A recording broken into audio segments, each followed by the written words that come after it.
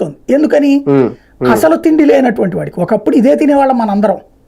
తర్వాత మనలో కొంచెం సౌకుమార్యం పెరిగాక సన్నబియ్యం అరుగుతున్నాయి కానీ ఎరగట్లేదు, మనకి కడుపు నొప్పి వస్తుంది.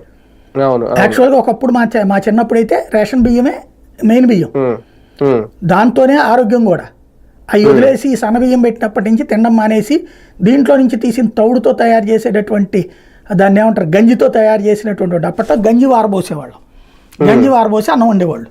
ఇప్పుడు ఆ గంజిని తీసుకొచ్చి సూప్ అనే పేరుతో మనకి స్టార్ హోటళ్లలో తింటా ఉంటాం అనమాట. అవునవును. కానీ ఒకటిసారి ఇక్కడ ఈ బియ్యం తరలింపులో దీన్ని అక్రమ రవాణా అని తేల్చేసినట్టేనా? నిజంగా అది అక్రమ రవాణా అనుకుంటే రేపటి నుంచి కంప్లీట్ గా ఇంకా విదేశాలకి మన రేషన్ బియ్యం సరఫరా అవ్వకుండా ఆపేయాలా? ఇద్దరు కూర్చొని ఆ పని ఏమన్నా చేస్తారా? ఇప్పుడు ఒకటండి, మనం ఒక ఉద్యమకారుడుగా మాట్లాడేటప్పుడు ఒక రకం ఉంటుంది. ఇప్పుడు నేనే ఉన్నాను, కాలేజీ దశలో నాలో కొన్ని ఆవేశాలు ఉంటాయి.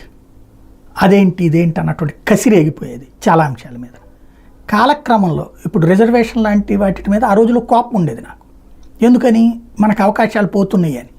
కానీ క్రమంగా కొన్నాళ్ళు పోయాక నేను ఎదుగుతూ ఉన్నప్పుడు, నేను ఉద్యోగం చేస్తూ ఉండగా సమాజాన్ని చూసినప్పుడు పాపం అసలు వాళ్ళ జీవితాలు ఏంటి, వాళ్ళ జీవితాల్లో ఇన్నేళ్లకు కూడా వివక్ష ఎదుర్కొంటున్నారే, వాళ్ళకి రిజర్వేషన్ లేకపోతే అసలు ఎట్ట బతుకుతారు అనే ఆలోచన పెరిగింది నాకు. అంటే నాలో కాలక్రమం నేర్పినటువంటి పాఠం ఇది.